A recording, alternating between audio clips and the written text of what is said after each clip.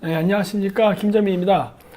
저는 현재 베트남에 와 있습니다. 여기서 최근에 그 반중 데모가 있어가지고 그 베트남에서 어떤 그 반중 데모 분위기가 있는지 한번 조사차 오게 됐습니다. 근데 이게 제가 와 있는 그 기간 동안에 지금 지방선거도 끝나고 그 결과물까지 다 나오고 해서 많은 사람들이 좀 우울해하는 것 같은데, 제가 그 미북 정상회담 조금 늦게나마 나름대로 한번 제가 분석을 해서 제가 이렇게 좀 논평을 좀 해보도록 하겠습니다. 그래서 먼저 제가 말하기 전에 제가 예전에 그 작년이었던 것 같은데 그때 만들었던 동영상 한번 보고 이야기하도록 하겠습니다. 자, 먼저 중국이 원하는 1대1로 정책을 보십시오.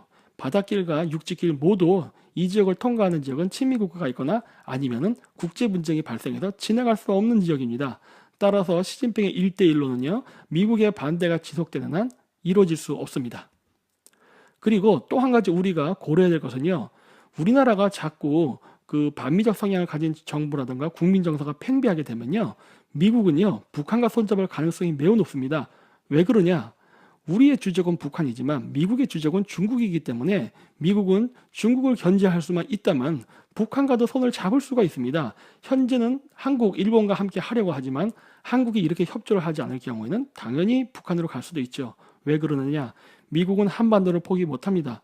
한반도를 포기하게 되면은 태평양 지역이라든가 그다음 대륙 진출에 대한 여러 가지 그 군사 전략에 문제가 생기기 때문에 반드시 한반도에 있어야 돼요. 따라서 이러한 사태가 벌어지면은 미국은 다 짐을 싸서 북한으로 올라갈 겁니다. 그럼 북한에 올라가면 북한은 강대국이 되겠죠. 우리나라는 미국의 그 군사가 나감과 동시에 외자가 빠져서 가난한 국가가 되고, 그래서 미국의 지원하에 부자가 된 북한은 나중에 거꾸로 우리나라를 통일시킬 수가 있어요. 그렇게 되면요, 자유민주주의 기반으로 한 통일이 아니라 북한은 경제 개발할 때 중국식 그 경제 시스템을 따라갔거든요. 그러면은 소수의 당간부가 엄청난 부자가 되고 다수의 국민이 그 가난하게 되는 그러한 어떤 노예식 그 사회주의 체제가 남북 통일이 된 이후에 이루어지게 될 것입니다. 따라서 우리는 미국과 군사 그리고 동맹 관계를 강화해야지 결코 약화시켜서는 안 됩니다. 이 동영상은요, 제가 작년에 찍었던 걸로 그때 당시에 제가 아마 플랜 Z라고 했을 거예요. 미국이 동북아시아에서 중국을 견제하기 위해서 여러 정책을 펼치고 있는데 그 중에 한 전략이 있다. 그것이 무엇이냐면 북한과 손을 잡고 중국을 견제하는 방법이 있다. 물론 우선순위에서는 굉장히 그 순위의 그 레벨은 낮지만 만약에 한국에서 이렇게 그 반미 친중 정서가 자꾸 팽배한다면은 미국은 그러한 선택을 할 수밖에 없는 상황에 내몰린다라는 이야기를 했었습니다. 그래서 이거를 이야기할 때에도 많은 그 한국의 우파 사람들도 그 저의 이러한 영상에 대해서 비판을 하고 했는데, 그 안타깝게도 지금 그게 현실화되고 있는 상황인 것 같습니다. 뭐 그렇다고 해서 지금 당장 이런 일이 일어나지도 않을 것입니다. 아직 우리에겐 시간이 있고 희망이 있습니다만, 우리가 계속 이렇게 나간다면은 그 플랜 Z가 진짜 실현이 될 날이 올 수도 있습니다. 아직은 아니에요. 그러니까 저는 좀 더 희망을 가져보려고 하는데, 그 미북 정상회담 공동 성명 그 내용을 보면요, 어떤 식으로 되는지 한번 보죠. 여기 제가 그 조선중앙통신 북한 쪽의 거를 기준으로 해서 뽑아왔는데, 일단 짧게 조선민주주의공화국 이런 거 다 북한이라고 얘기할게요. 그래서 4개의 조항을 합의를 봤죠. 그게 뭐였냐면은 북한과 미국은 평화 번영을 바라는 두 나라 인민들의 염원에 맞게 새로운 조미 관계를 수립해 나가기로 하였다. 첫 번째고요. 두 번째, 북한과 미국은 조선반도에서 항구적이며 공고한 평화 체제를 구축하기 위하여 공동으로 노력할 것이다 라고 얘기했고, 세 번째, 북한은 2018년 4월 27일에 채택된 판문점 선언을 재확인하면서 조선반도의 완전한 비핵화를 향하여 노력할 것을 확약하였다. 그 다음 네 번째, 북한과 미국은 전쟁포로 및 행방불명자들의 유골 발굴을 진행하며 이미 발굴 확인된 유골들을 즉시 송환할 것을 확약하였다 라고 해서 4가지 조항이 나왔습니다. 근데 이 4가지 조항이 나왔을 때 그 많은 우파적 사람들은 트럼프가 배신을 했다, 뭐 혹은 그 미국이 너무 져준 거 아니냐, 뭐 이런 식의 이야기가 지금 미국 내에서도 나오고 있습니다. 근데 저는 좀 그렇게 보진 않아요. 왜냐면 이 역사적 사례를 보고 그 비교를 해서 봐야 되기 때문인데, 일단 여기 써 있는 것만을 기준으로 한번 보죠. 뭐냐면 첫 줄에 나오는 북한과 미합중국은 평화와 번영을 바라는 두 나라 인민들의 염원에 맞게 새로운 조미관계를 수립해 나가기로 하였다. 말이 되게 긴데 이거 짧게 얘기하면 뭐니까 우리 앞으로 친하게 지내자 이 얘기하는 거예요. 그러니까 첫 번째 문구는요 굉장히 형식적인 겁니다. 여기 뭐 어떤 구체적인 내용이 없어요. 자, 그럼 이제 어디서부터 구체적인 내용이 나오냐? 두 번째서부터 나옵니다. 두 번째 내용이 뭡니까? 북한하고 미국이 항구적이고 공고한 평화체제를 구축하기 위하여 공동으로 노력할 것이다 라는 부분이에요. 이 부분 때문에 우파 쪽 사람들이 굉장히 트럼프를 지금 비판하거나 이런 일들이 많은데 저는 그렇게 생각하진 않아요. 일단 첫째로 트럼프 대통령이 미국 대통령이지 한국 대통령입니까? 미국을 위해서 일하는 사람이지 한국을 위해서 일하는 사람은 아니거든요. 그렇기 때문에 이 부분을 가지고서 우리가 왈가왈부하는 거는 아직은 조금 기다려봐야 된대요. 왜냐? 전체적인 내용을 봐야 됩니다. 세 번째가 뭐냐면 북한은 2018년 4월 27일에 채택된 판문점 선언을 재확인하면서 조선반도의 완전한 비핵화를 향하여 노력할 것을 확약하였다라고 했습니다. 그러니까 두 번째 얘기는 북한이 원하는 내용이었고요. 세 번째 얘기는 미국이 원하는 내용이에요. 그거를 각각 한 줄씩 자기네들이 원하는 바를 썼는데 이것도 정확하게 한다는 얘기보다는 노력할 것이다 라고 했어요. 그렇기 때문에 노력할 것이라는 해도 그만이고 안 해도 그만이에요. 그리고 하다가 중간에 그만둘 수도 있는 게 이런 겁니다. 하지만 네 번째 조항은 좀 다르죠. 네 번째 조항은 뭐라 써 있냐면 북한과 미합중국은 전쟁 포로 및 행방불명자들의 유골 발굴을 진행하며 이미 발굴 확인된 유골들을 즉시 송환할 것을 확약하였다.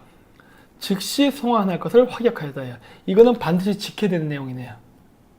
그러니까 이 공동성명문의 4개의 내용 중에 실질적으로 실행을 할 수 있는 것은 제4항 유골들 송환입니다. 이거는 당장 해야 되는 거예요. 즉 2항과 3항은요 노력하겠다기 때문에 사실 애매한 부분입니다. 하지만 제4항은 반드시 해야 되는 부분이죠. 그렇게 약속했으니까. 그렇다면은 이 공동성명의 전문을 보면은 이거는 미국이 어떻게 보면은 이긴 조약이라고 할 수도 있어요. 왜? 미국은 확실하게 여기서 얻을 수 있는 거는 뭐예요? 포로 송환 또 유골 송환은 확답을 받았으니까. 그 외에 북한에 대한 체제 보장이 되는 것은 노력하겠다라고 했지 확정져서 확약한다 이러면 안 했잖아요. 그렇기 때문에 이 성명문 내용은 결국 미국이 포로 송환 절차를 하는 것을 확실하게 얻어낸 내용입니다. 자, 근데 이 내용을 보면요. 미국이 가지고 있는 압도적인 군사력에 비해서 북한에게 굉장히 많이 져준 것 같다는 느낌이 들어요. 그러면 이것이 과연 진협상이냐? 그거는 조금 역사적 사례를 봐야 됩니다. 이거의 역사적 사례를 참고할 수 있는 부분은요. 바로 일본의 메이지 유신이에요. 자, 일본의 메이지 유신이라는 게 있습니다. 일본의 메이지 유신이 일어나기 이전에 어떠한 일이 있었냐면요. 검은배 사건이라는 게 있었어요. 페리 제독이 요코하마만에 와가지고 검은배, 즉 철갑선이죠. 그걸 타고 와서 함포를 빵빵 쏘면서 일본 도쿠가와 막부를 협박하죠. 만약에 개항을 하지 않는다면 너희들을 죽여버리겠다. 그래서 그 당시에 도쿠가와 막부가 발칵 뒤집힙니다. 그래서 막 혼란을 겪다가 결국 어떻게 되느냐? 결국 개항을 하는 쪽으로 결정을 해요. 그리고선 맺은 게 바로 가나가와 조약, 즉 미일 화친 조약이라고 합니다. 1854년에 있었어요. 근데 이 조약의 내용을 보면은 한번 읽어볼게요. 1조 미일 양국, 양국민 사이에는 사람, 장소와 관계없이 향후 영원한 화친이 맺어진다. 이게 뭐예요 이거? 미북 협정이랑 똑같은 내용이 나오잖아요. 그러니까 제1조는 뭐예요? 잘해보자. 잘해보자. 우리 한번 잘해보자. 드디어 만나서 개항한다 했으니까 한번 잘해봅시다. 인사말 정도예요. 두 번째 내용은 뭘까요? 시모타와 하코다테를 개항한다. 시모타테는 즉시, 하코다테는 조약 체결 1년 뒤 이 항구에서 식수, 식량, 석탄, 기타 필요한 물자의 공급을 받을 수 있다. 상품의 가격은 일본 관료가 결정하고 그 지불은 금화 혹은 은화로 한다. 자, 이 내용 중에서 일본에게 불리한 내용이 있습니까? 없어요. 그냥 봤을 때는. 하지만 있습니다. 그게 뭐냐? 즉시예요. 시모타는 즉시. 이게 중요해요. 아까 우리 미북 조약에서도 제4조가 뭐였어요? 포로나 유골은 즉시 송환한다라는 게 있었죠? 똑같은 거예요. 이런 내용이 들어갔어요. 시모다는 즉시 개항해라. 즉 개항을 하겠다라고 해서 뭐 미국이 갔다 와서 점진적으로 하는 게 아니라 지금 당장 열어 이러거든요. 근데 이번에 북한도 비슷한 일이 있었죠. 자, 또 하나 볼까요? 3조. 미국 선박이 좌초 또는 난파한 경우 승무원은 시모타 또는 하코다테에 이송되면 미국에 인도된다. 피난민의 소유 물품은 모두 반환되며 구조에 발생한 지출에 따른 변제는 필요 없다. 일본 선박이 미국에서 조난당한 경우도 마찬가지다. 이렇게 보면 굉장히 평등한 내용이에요. 그렇죠? 일본에 왔다 좌초된 미국 선원이 있으면은 그거 자기들이 데려가겠다 해요. 뭐 지출 그 구조한 동안에 발생한 그 지출에 대한 변제는 필요 없던데 일본도 마찬가지다 해요. 근데 여러분 생각해 보십시오. 메이지 유신 당시에 일본의 배가 미국에 갈 수나 있었습니까? 그러니까 이 조약은요, 일방적으로 미국을 위한 내용이에요, 사실은. 하지만 조문만 봤을 때는 평등합니다. 왜? 일본과 미국은 동일하게 그렇게 대접받을 수 있다라고 했으니까. 실질적으로는 미국은 대접받을 수 없죠. 일본은 대접받을 수 없죠. 자, 그 다음 4조. 미국인 조난자 및 시민은 타국에서와 마찬가지로 체제비는 없으며 감금되는 정도는 아니나 일본의 공정한 법률을 따를 필요가 있다. 그래서 이것은 뭡니까? 만약에 미국의 조난자나 아니면 어떤 시민이 어떤 문제로 일본에 있게 되면은 그 일본법에 따라서 어느 정도 처벌을 받는다는 이야기가 있는 거예요. 이것도 보면은 일본한테 그다지 나쁘지 않은 조항이에요. 자, 그 다음 5조. 시모다와 하코다테에 임시 거류하는 미국인은 나가사키의 네덜란드와 중국인과는 달리 그 행동 제한이 없다. 행동 가능 범위는 시모다에서는 칠리 이내, 하코다테는 별도로 정한다. 요 부분이 조금 애매한 겁니다. 요 부분이 만약에 불평등 조약이라면 불평등 조약이랄 수 있어요. 왜? 네덜란드나 중국인과는 달리 행동에 제한이 없기 때문에. 요 부분이 내가 봤을 때는 미국이 노리는 그 핵심 포인트예요. 요거와 그 2조에 있는 시모다는 즉시 개항한다. 이게 어떻게 보면은 그 미국이 노리는 노림수였습니다. 제6조. 기타 필요한 물품이나 동의에 관해서는 양 당사국 간에 신중하게 심의한다. 뭐 특별한 내용 없어요. 제7조. 두 항구에서 금화, 은화를 통한 구매 및 물물 교환은 가능하다. 거래가 성립되지 않는 물품은 모두 가져갈 수 있다. 뭐 그럴 수 있어요. 제8조. 물품 조달은 일본 관리가 알선한다. 이것도 일본한테 좋은 거네요. 일본 관리가 알선해서 커미션 먹을 수 있는 거니까. 자, 이렇게 보면 일본이 불평등 조약을 맺었다는 내용을 그냥 표면적으로 조약 하나하나 뜯어보면요, 특별히 불평등한 내용은 없습니다. 물론 잘 읽으면 거기엔 함정이 있어요. 자, 이 얘기를 제가 왜 하느냐. 이번에 트럼프 대통령이 김정은을 만나서 북한을 지금 비핵화를 하면서 개혁개방을, 경제개발을 시켜주겠다 하지 않습니까? 하게 된다고 하는데 그 과정 절차가요, 굉장히 검은배 사건이랑 닮아 있습니다. 왜냐면 그 당시 도쿠가와 막부가 다스리던 일본은요, 세국 정치를 통해서 외세와는 완전히 그 격리된 상태로 살았어요. 물론 그렇다고 해서 완전히 격리된 건 아니고 그 당시에 조선이나 청나라, 그 다음 뭐 포르투갈 정도, 요 정도 상인들하고는 교류를 했어요. 마치 지금의 북한이 폐쇄 국가라 하더라도 뭐 러시아라던가 중국 이런 나라랑 거래하는 것처럼, 이런 폐쇄된 나라가 나중에 미국에 의해서 검은배라는 배들이 와서 강제로 그 막 대포를 쏘고 막 이런 식으로 위협을 하는 바람에 그 조항에 사인을 하는 상황에 내몰리게 되죠. 근데 그와 비슷한 상황이 실질적으로 2017년부터 2018년까지 뭐 항공모함이 4대까지 떴지 않습니까? 그리고 어마어마한 미국의 전략물자들이 한번대에 들어오고 또 군사훈련을 함으로써 어마어마한 시위를 했죠. 마치 일본의 검은배 사건이 있었던 것처럼 북한 동해안 앞바다에서는 바로 미국의 어마어마한 항모 전단에 의한 군사훈련이 있었습니다. 그리고 그런 위협에 굴복한 일본의 도쿠가와 막부는 바로 가나가와 조약을 맺게 되죠. 마찬가지로 김정은도 이러한 미국의 군사력 그 시위에 눌려가지고 결국 협상에 나오게 됩니다.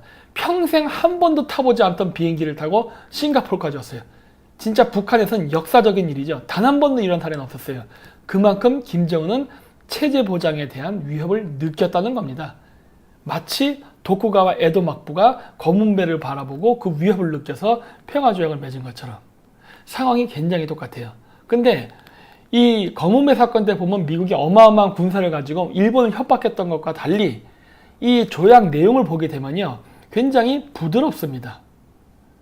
그 정도의 협박할 내용이었으면요, 지금쯤 일본한테 아주 일방적으로 야, 너희들은 우리에게 충성을 바쳐야 된다, 너희들은 나에게 뭘 바쳐야 된다, 뭔가 이런 식으로 내용이 나와야 될 것 같은데, 이 조약들을 하나하나 읽어보면요, 딱히 내용을 봐서는 불평등하지 않다예요. 이거 이렇게 봐도 뭐 이게 꼭 뭐야, 일본한테 불리한 조약인가? 라는 생각이 들 만한 것이 있어요. 없어요. 근데 일본 사람들은 이 조약에 대해서 불평등 조약이라고 합니다. 그럼 왜 일본 사람들은 이런 거에 대해서 불평등 조약이라고 생각했을까요? 그 부분을 생각해야 돼요. 그 부분은요, 아까도 제가 얘기했지만 제2조에 나오는 시모다와 하코다테를 개항한다. 근데 거기다 가로치고 뭐라 돼 있죠? 시모다는 즉시 조약 체결, 시모다는 즉시 개항해야 되고 하코다테는 조약 체결 1년 뒤에 개항해야 된다는 부분이에요. 여태까지 세국 정치를 통해서 바깥 세상과 교류를 못하게 일본이 철저하게 일본 국민들을 통제했는데, 갑자기 시모타라는 항을 통해서 즉시 개항을 하게 되면 어떤 일이 발생해요? 어마어마한 숫자의 서양인들이 일본 땅에 들어오게 되고, 그 서양인들을 바라보고 일본 국민들은 많은 생각을 하게 된단 말이에요. 그러면 도쿠가와 체제를 유지하기가 어려워집니다. 근데 이걸 즉시 하라고 했잖아요. 일본 입장에서는 이게 굉장히 받아들이기 어려운 조건이었거든요. 물론 받아들였습니다. 근데 이번에 북한 같은 경우 어땠습니까? 과거 6.25 전쟁 때 포로, 그 유골들을 즉시 송환하라 라는 내용이 나와요. 그 얘기는 뭐예요? 앞으로 그 유골을 그 송환받으러 많은 미국의 사찰단들이 계속 그 북한을 방문하게 될 것입니다. 이렇게 되면요, 여태적으로 폐쇄적으로 운영해왔던 그 북한 사회에 큰 혼란이 올 수 있어요. 왜냐면 여태까지는 미국하고 단절된 생활을 해왔기 때문에 미국에 대해서 욕도 하고 견제도 하고 하면서 일치단결된 국론을 만들 수 있었지만, 앞으로 어마어마한 국력과 힘을 과시하는 미국이 북한을 왔다 갔다 하면서 유고를 받으러, 물론 이거 인권에 대한 문제예요. 하지만 인권을 지키겠다고 왔다 갔다 하면서 미군들과 접촉하게 되면은 북한의 군부 세력, 그 다음 주민들, 이런 사람들이 혼란을 겪게 될 가능성이 매우 높아지는 거예요. 이것이 바로 과거 미국이 일본이라는 폐쇄된 국가를 개항시켰던 것과 똑같은 방식으로 지금 북한에 접근한다는 게 보인다는 겁니다. 그래서 사실 이번 그 조약을 맺으면서 트럼프가 뭐 북한 뭐 장성한테 뭐 거수경례 이런 것도 했다면서요. 이런 것들은요, 중요한 게 아니에요. 왜? 지금 미국의 목적은 폐쇄된 북한을 개방사회로 이끌어서 그 체제를 내부적으로부터 변화시키려는 지금 시도를 하고 있기 때문이에요. 그러다 보니까 어떻게 하는 거예요? 꼬시기 위해서 온갖 미사여구를 다 날리고 있죠. 따라서 지금 트럼프 대통령하고 김정은이 맺었던 그 공동 성명문은요, 과거 개항기 때의 가나가와 조약, 일본의 가나가와 조약과 매우 유사한 패턴을 가지고 간다는 것을 알 수 있습니다. 따라서 이번 그 북한과의 맺었던 조약은요, 미국이 크게 손해를 보지 않았어요. 오히려 미국이 북한을, 그 고립된 북한을 외부 사회와 접촉하지 않으면 안 될 수밖에 없는 상황으로 내몰리게끔 일종의 덕 같은 거를 놨고, 그것을 김정은이 부은 것이 아닌가라고 저는 생각을 하고 있습니다. 따라서 이제 앞으로 북한은 성의를 보여야 돼요. 그 유골 같은 건 즉시 송환한다고 했으니까 당장이라도 아마 미국에서는 사절단들을 보낼 겁니다. 그러면 그거 거절하지 말고 받아줘야 됩니다. 그게 공동 합의문의 내용이고 약속이에요. 지도자 간의 약속이라고요. 그리고 비핵화를 위한 노력을 하겠다고 했죠. 노력을 하겠다고 했으니까 지금서부터라도 비핵화를 검사하기 위한 사찰단들이 북한에 가게 되면요, 그걸 거절하면 안 되고 받아줘야 됩니다. 노력은 해야 될 거 아니에요. 노력은. 그러니까 받아는 줘야 돼요. 근데 문제는 뭐냐? 그 과정 속에서도 북한에 대한 경제 제재는 풀리지 않는답니다.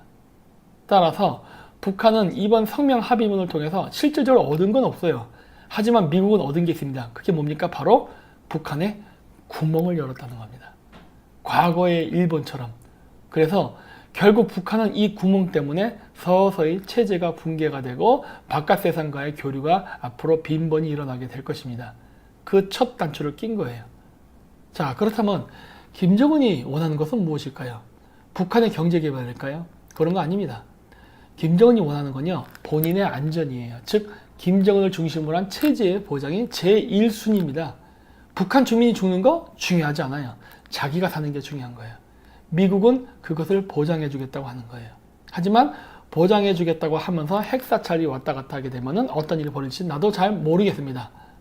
그리고 미국이 또 이렇게 북한을 잘 달래고 어우르는 데는 또 하나의 이유가 있습니다. 그것은 바로 늘 제가 얘기하지만 중국 때문이에요. 사실 이번 그 비핵화 협상에서도 중국이 중간중간에 방해를 많이 했죠. 그래서 중국 때문에 이 비핵화 협상이 실패할 뻔도 한 적도 번번이 있었습니다. 지금 미국이 원하는 건 뭐냐면 북한한테 너 독재 체제를 그대로 인정해 줄 테니까 미국한테 와라 해요. 근데 이 부분도 굉장히 쉬운 부분은 아닙니다. 왜냐면 북한이란 나라는 과거 냉전 시대 때부터 오랜 기간 동안 중국이랑 교류를 해왔어요. 그래서 지금 모르기는 모르지만 우리 북한 안쪽에는 굉장히 많은 친중파 정치인들이 있습니다. 근데 그 친중파 정치인들을 김정은이 대규모 숙청도 했었죠. 예전에 그 장성택을 죽이지 않았습니까? 그 장성택도 대표적인 친중파 인사거든요. 그리고 그 장성택을 숙청할 때 그 많은 외교관들이 그 외국으로 망명을 했습니다. 그거 왜 망명인지 아십니까? 그 사람들이 다 장성택파 인맥들이에요. 장성택파 인맥이라는 소리는 뭡니까? 그 외교관들이 바로 친중파 북한 외교관이라는 소리예요. 그렇기 때문에 김정은은 지금 자기가 그동안의 중국과의 관계를 단절하고 미국과 붙기 위해서 내부적으로 해야 될 일은 무엇이냐? 북한 내부에 있는 친중파 정치인들을 정리하는 작업을 해야만 합니다. 그거를 하지 못한다면요, 김정은은 미국하고 친구가 될 수 없어요. 따라서 미국의 입장에서는 김정은이 이 체제를 받아들여서 함께 길을 가던, 아니면 그 길이 아니라 나중에 노선을 바꾸려고 하는 과정 속에서 중국 쪽에서 암살돼 죽던, 아니면은 미국과의 관계를 하지 않고 그냥 중국 쪽으로 붙던, 어느 쪽을 선택하든 굉장히 어려운 그 상황에 봉착하게 됐습니다. 따라서 지금 미국하고 북한과의 관계를 개선하는 데 있어서 그 카드는 이제 누구에게 가느냐? 김정은에게 갔어요. 김정은은 이제부터 아주 심혈의 그 심사숙고를 해가지고 결정을 내려야 될 순간에 왔습니다. 따라서 그러한 중대한 모멘트이기 때문에 미국이 거세게 밀어붙이지 않고 북한을 살살 달랜 거예요. 왜냐하면 김정은의 목숨은 지금 경각에 달린 거거든요. 그렇기 때문에 우리나라가 이 부분에 대해서는 오해하지 말고 미국의 외교 정책을 봐야만 됩니다. 그리고 제가 늘 얘기하지만 잊지 마십시오. 트럼프 대통령은 미국의 대통령입니다. 미국의 대통령이기 때문에 미국을 위해서 일하는 사람이에요. 따라서 트럼프 대통령이 우리나라의 우파 정치인 혹은 우파 대한민국 국민들이 원하는 방식으로 움직일 거라는 기대를 아예 버리십시오. 그 사람은 미국인이고 우리는 한국인이에요. 따라서 우리는 이러한 지정학적 관계 속에서 우리가 가장 바라지 않았던 계획, 즉 플랜 Z가 지금 움직이려고 하는 이 순간에 우리 우파 사람들이 무엇을 해야 되고 어떻게 미국과 다른 주변 그 OECD 같은 국가들에게 외교적 로비를 해야 될까를 진지하게 고민해야 될 그 모멘텀에 지금 오게 됐다고 저는 지금 생각합니다. 네, 마치겠습니다.